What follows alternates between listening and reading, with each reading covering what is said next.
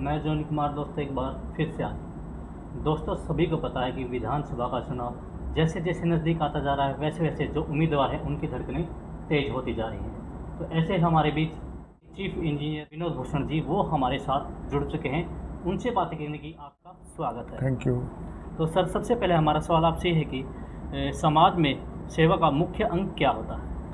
समाज का मुख्य अंश जो समाज सेवा का यही होता है कि जो उम्मीदवार हो खासकर उसके लिए वो जनता के प्रति समर्पित हो, जनता की सेवा करे, उनके दुख दर्द दूर करे, सब उसमें हल्के में विकास कार्य करवाए और जो भी जनता को ज़रूरत हो उसके लिए हमेशा तैयार रहे। यात्रा तो रही सर दीपेंद्र हुड्डा की, हरियाणा मांगे हिसाब जी, तो उसमें सर बीजेपी वाले हैं कि हम हिसाब क्यों दें, तो इस पर क्या कहना चाहेंगे सर? हिसाब तो देना पड़ेगा, जनता के प्रति जवाबदेह होता है, कोई भी नुमाइंदा पब्लिक का होता है वो जनता के प्रति वो जवाबदेह होता है।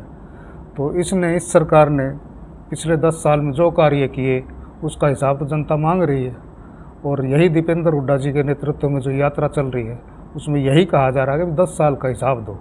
हिसाब ये दे नहीं रहे, तो हिसाब नहीं दे रहे तो फिर कांग्रेस ने अपना संकल्प पत्र जारी किया है कि भाई हम अगर इसमें सत्ता में आए तो हम ये कार्य करेंगे। उसमें मुख्य रूप से तो बुढ़ापा पेंशन है जो कि 6,000 रुपये कर दी जाएगी। महंगाई जो चरम सीमा पर बढ़ गई है, महंगाई को कम करेंगे। 2 लाख नौकरियां खाली पड़ी हैं, वो हुड्डा साहब ने कहा है कि आते ही पहले 6 महीने में जो रेगुलर भर्तियां कर दी जाएंगी। इस सरकार ने तो ठेकेदारी प्रथा कर रखी है और इसके अलावा और जो का जैसे गैस का सिलेंडर है 500 रुपये का कर दिया जाएगा। ये मुख्य रूप से 15 हमने संकल्प पत्र में ये हमने वायदे किए हैं और ये सरकार आते ही ये पूरे किए जाएंगे। 100 गज के प्लाट, उसके ऊपर 3.5 लाख का मकान बना के देंगे गरीबों को। पहले भी दिए जाते थे, इस सरकार ने आते ही वो स्कीम बंद कर दी और जो अलॉट भी कर दिए गए थे उनका भी कब्जा नहीं दिया गया।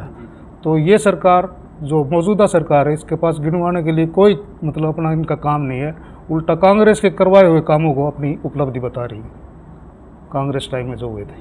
हाँ, भवानीखेड़ा की बात करते सर, भवानीखेड़ा में काफ़ी समस्या हैं तो उनका निपटारा अभी तक नहीं किया गया। तो सर वहाँ के जो मंत्री हैं वो भी समय समय पर नहीं जा पाते लोगों के बीच में, तो आप किस प्रकार से उन समस्याओं का निपटान करेंगे? मैं तो हल्के के हर गांव में गया हूँ, ज़्यादातर यही शिकायत मिली है कि बिशंबर जी जो मौजूदा विधायक अपने बीजेपी के, वो ना तो बनने से एमएलए बनने से पहले आए और ना एमएलए बनने के बाद आए और अब तो वो मंत्री भी बन चुके हैं।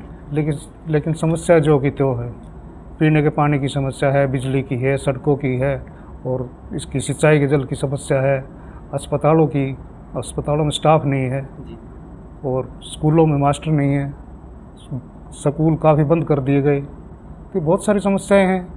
डिस्पोजल के जो सीवरेज की समस्या तो इतनी बड़ी भारी है कि वहाँ पानी भर जाता है हर जगह, भवानीखेड़ा में भी, बलियाड़ी में भी, कई गाँव में गया हूँ, आप भी जाते होंगे। बहुत सक्षम है नहीं, क्यों काम किए नहीं तो फिर अब ये लोग हमें नहीं जाते। तो क्या मानते हैं सर, देखिए जिस प्रकार से इलेक्शन नज़दीक हैं बिल्कुल, तो उम्मीदवार भी बहुत ज़्यादा है, तो कांग्रेस की भी बहुत ज़्यादा उम्मीद है, तो क्या मानते हैं क्या? हाँ, बहुत ज़्यादा उम्मीदवार है, इसका ये सिग्नल, ये संकेत है कि कांग्रेस की हवा बह रही है। जनता चाहती है कि कांग्रेस आए और इनके दुख दर्द दूर हो। और ये उम्मीदवारी तो चलो सबका अपना लोकतांत्रिक संवैधानिक अधिकार है, जो भी मजबूत प्रत्याशी होगा सर्वे के आधार पर उनको टिकट दिए जाएंगे, सर्वे और मेरिट उसी आधार पर टिकट दिए जाएंगे। जैसे लोकसभा में हुआ था, तो लोकसभा में हमारी अच्छी उपलब्धि रही, पहले 0 पे थे, अब 5 सीटें हम लेकर गए हैं और 46 विधानसभाओं पे कांग्रेस ने लीड किया है। और उस तरह की रेशियो अगर देखो, जैसे 2019 का इलेक्शन हुआ था तो हम मतलब 60 से 70 सीट हम आराम से जीत जाएंगे और बाकी सीटें मतलब जीतने की पोजीशन में होंगे। बात आपने शिक्षा की भी की थी, बीच में स्कूल कॉलेज बंद हो गए, तो क्या मानते हैं कि इस प्रकार से भवानीखेड़ा के अंदर शिक्षा का अभाव बिल्कुल कम होता जा रहा है, पिछड़ा होता जा रहा है, तो क्या मानते हैं शिक्षा किस प्रकार से आगे बढ़ेगी? वही ना, इन्होंने स्कूल जो बंद किए हैं वो इस आधार पे किए हैं भी स्कूलों के लिए मास्टर नहीं है, टीचर नहीं है। तो व्यवस्था तो करनी चाहिए थी टीचर्स की, जो खाली पद पड़े हैं खाली उनको भरे। ये तो कोई तरीका नहीं ना भाई, स्कूल इसलिए बंद कर दिए मास्टर नहीं, स्कूलों में मास्टर नहीं है तो स्कूल मास्टर भर्ती करे, स्कूल बंद करने का क्या औचित्य है? गरीब का बच्चा स्कूल में जाता था, सरकारी स्कूलों में अच्छी शिक्षा वहाँ से लेकर अच्छे बड़े बड़े अफसर बनते थे।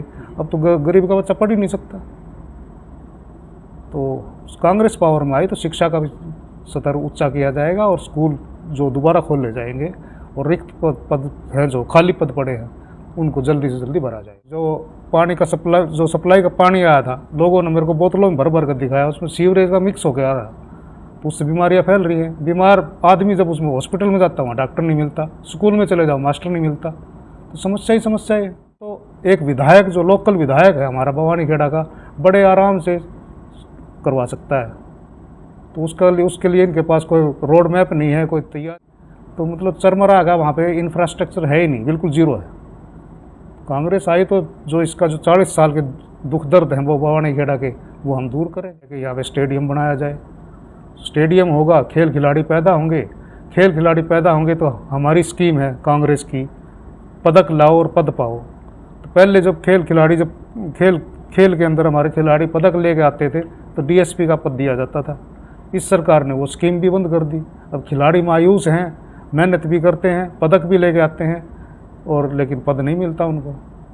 तो ये देखो, और हमारा भवानीखेड़ा में तो सारे जितने भी गांव, सारे खेलों में पदक तो यही लेके आते हैं। जी, आप शादीशुदा होते हुए भी, गृहस्थ जीवन होते हुए भी समाज में अच्छे कार्य करते रहते हैं, तो ऐसे में किस प्रकार से अपने आप को सुधार पाते हैं? मेरा तो सारा जीवन ही समाज के प्रति समर्पित रहा है, और मेरा परिवार भी समाज सेवा करता रहा है। कि मेरे पिताजी जो थे विधायक थे चरखी दादरी से, 3 बार एमएलए बने हैं, उन्होंने निस्वार्थ भाव से सेवा करी। उसके बाद पब्लिक सर्विस कमीशन के सदस्य भी रहे, और पब्लिक सर्विस कमीशन से बिल्कुल बेदाग वहाँ से रिटायर होकर आए। और उनको पब्लिक सर्विस कमीशन का जो पद मिला था, राजीव गांधी जी ने उनको लगाया था, और ये उनको उनकी ईमानदारी का इनाम मिला था। मैं भी पूरी सर्विस के दौरान बिल्कुल ईमानदारी से मैंने सरकार की और जनता की सेवा करी। मैं भी बिल्कुल बेदाग आया हूँ वहाँ से, मेरे ऊपर कोई किसी किस्म का दाग नहीं है। तो मैंने वहाँ सरकारी पद पर रहते हुए भी सामाजिक संगठनों के माध्यम से समाज की सेवा की। और क्योंकि बाकी देखिए, कुछ दिन पहले बजट पास किया गया था हरियाणा के लिए उस बजट में कुछ भी नहीं कहा, तो क्या कहना चाहेंगे, किस प्रकार से जो सरकार है हरियाणा के लिए नहीं कर पा रही? ना केवल हरियाणा का ही, ये तो पूरा देश का इन्होंने बजट ऐसा कर दिया। ये सिर्फ 2 जगह उन्होंने बजट में रियायत दी है, एक तो बिहार में और एक चंद्रबाबू नायडू की सरकार जहाँ पर है वहाँ पे आंध्रा में, तो उनको काफ़ी कुछ दिया गया, लेकिन बाकी तो पूरे देश को निराश ही किया है।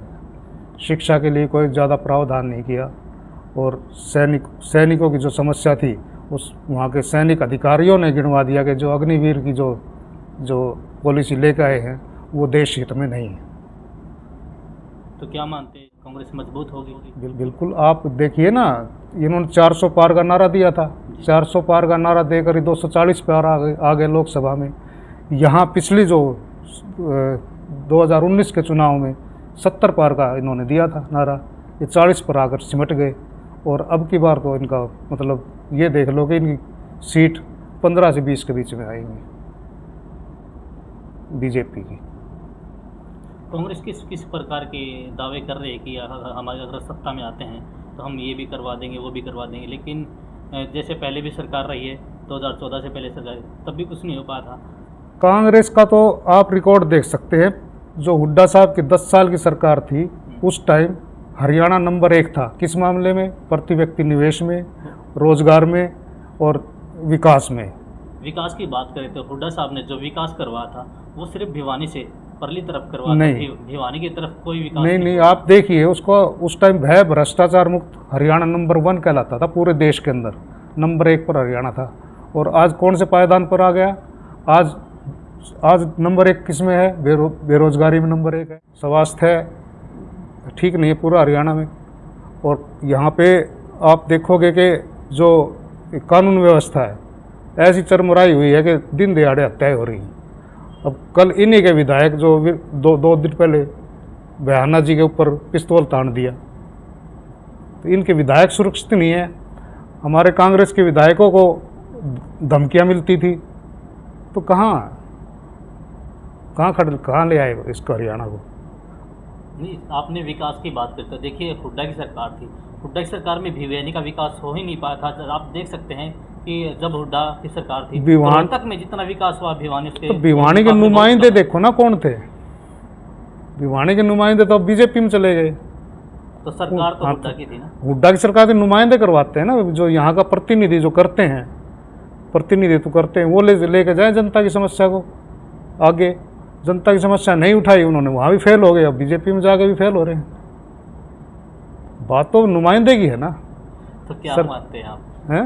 तो क्या मानते हैं किस अब प्रकार? यहाँ सरकार बीजेपी की है, यहाँ का विधायक भी बीजेपी का है ना, तो हमारा नुमाइंदा जो है बीजेपी का विधायक वो आगे आवाज़ उठाता, सरकार से लेके आता, ग्रांट लेके आए, काम करवाए, और ना ही सरकार, दोनों ही सो रहे हैं। तो बात तो ये है कि यहाँ का विधायक ठीक हो तो सरकार कोई भी हो, हमारी सरकार होगी तो हम करेंगे ही करेंगे काम, हम तो दूसरी सरकार से भी छीन के ले आएंगे। अगर सत्ता में आपकी सरकार आती है तो भिवानी का क्या काम करवाएंगे? सबसे पहले भवानीखेड़ा की बात करें, भिवानी की बात करें। भिवानी तो मेरा ज़िला है, मेरा तो अगर सरकार में, अगर मेरा पार्टी ने मौका दिया, कांग्रेस पार्टी ने, और मैं विधायक बना वहाँ से भवानीखेड़ा से, तो भवानीखेड़ा की समस्या तो प्रायोरिटी पर लेऊँगा, और इस जिला का होते हुए फिर मैं भिवानी के भी काम करवाऊँगा। तो सबसे पहले प्राथमिकता भवानीखेड़ा में आपकी क्या रहेगी? सबसे पहले प्राथमिकता इंफ्रास्ट्रक्चर की है। सड़कें तो हैं ही नहीं, सड़कों में गड्ढे ही नहीं, गड्ढों में सड़क है, और सीवरेज की व्यवस्था बिल्कुल चौपट हो चुकी है, बिल्कुल घुटनों तक पानी भर जाता है, ज़रा सी बारिश आती है, और जो पीने का पानी की सप्लाई है उसके अंदर सीवरेज का पानी मिक्स होकर आता है। तो स्वास्थ्य और शिक्षा ही ठीक नहीं है, हमारी मूलभूत समस्याएं जो वहाँ की वहाँ खड़ी है। तो सबसे पहले तो यही करवाया जाएगा, क्योंकि इंफ्रास्ट्रक्चर ठीक नहीं है, तो सबसे पहले विकास का कार्य यही करवाऊंगा कि मेरी लाइन रही है, सड़कों की है, बिजली के लाइटिंग की है, स्ट्रीट लाइट की है, और शहर का सौंदर्यीकरण है, हॉर्टिकल्चर के काम है, ये मेरी लाइन रही है, मैं करवा दूंगा, इसमें मेरे को कोई दिक्कत आएगी नहीं। दूसरी जो समस्या है, ये महिलाओं का कॉलेज है, उसके लिए महिलाओं के लिए कोई स्पेशल बस नहीं है, वो बड़ी दुखी होती हैं, जनरल बसों में चढ़ती हैं, धक्के खाती हैं बेचारी, भीड़ इतनी होती है उसके अंदर, और उनके टाइमिंग भी कम है, वो करवाऊंगा। तीसरी जो है खेल खिलाड़ियों के लिए जो स्टेडियम का निर्माण है, वो जल्दी से जल्दी पूरा करवाऊंगा। वो तो इन्होंने करवा ही देना चाहिए था, खेल खिलाड़ियों के लिए ये सालों पुरानी मांग है जनता की, वो इन्होंने नहीं करवाई। ये करवाने वाला हो समझदार हो, पढ़ा लिखा हो, शिक्षित हो, ईमानदार हो, यही। तो अपने आप को आप कैसे देखते हैं? मैं इस फ्रेम में बिल्कुल फिट होता हूँ, क्योंकि मेरी राजनीतिक पृष्ठभूमि रही है। मेरे पिताजी जो विधायक रहे और पब्लिक सर्विस कमीशन के मेंबर रहे, तो ईमानदारी से उन्होंने सेवा की है, और मैं भी नौकरी के दौरान बिल्कुल ठीक रहा। तो मेरा गांव तिगड़ाना जो है भवानीखेड़ा हल्का में ही पड़ता है, बड़ा गांव है, 11,000 से ज़्यादा वोट हैं, तो मेरे को अनुभव भी है, मैं काम करवाने का बिल्कुल मैं उसमें सक्षम हूँ, तो मैं कर सकता हूँ ये सारे काम। पार्टी ने मुझे आशीर्वाद दिया और जनता ने मुझे मौका दिया, तो ये काम मैं पहले झटके में करवा दूंगा। 6 महीने का काम मेरा, 6 महीने के अंदर ये काम मैं करवा दूंगा। लेकिन बीजेपी की सरकार वहाँ पे है फिलहाल, तो उन्होंने क्यों नहीं करवाया? यही तो हम सवाल पूछते हैं, क्यों नहीं करवाया? वही तो हिसाब मांग रहे हैं आपके चैनल के माध्यम से भी, और हमारी जो यात्रा हो रही है 3 अगस्त को आ रहे हैं वो, तो वही जनता जो है हिसाब मांगेगी इनसे, भाजपा सरकार से। हिसाब देते नहीं है तो हमारा फिर हम अपना संकल्प पत्र में हमने संकल्प जो किए हैं वो 3 अगस्त को लोगों घर घर तक पहुंच जाएगा। मैं भी गांव-गांव में जा रहा हूं, हर घर में हमारा जनता ने मन बना लिया है। जैसे आप देख रहे हो लोगों का उत्साह हर जगह, वो जो यात्रा होती है उसमें पैर रखने की जगह नहीं होती, और पूरा उत्साह के साथ लोग आते हैं, और हमारी सरकार आएगी, हुड्डा साहब के नेतृत्व में सरकार बनेगी, मुख्यमंत्री बनेंगे, तो हम अपना काम करवाएंगे सारे के सारे। जी धन्यवाद। देखिए हमारे साथ थे विनोद भूषण जी। इन्होंने बताया कि अगर भविष्य में कांग्रेस की सत्ता आती है तो भवानीखेड़ा के लिए बड़ी थी खुशखबरी की बात, क्योंकि भवानीखेड़ा के जो भी कार्य हैं अटके हुए हैं या पेंडिंग है करवाना हमारा काम रहेगा। तो ऐसी खबरों को देखने के लिए आप हमारे चैनल को सब्सक्राइब कीजिए।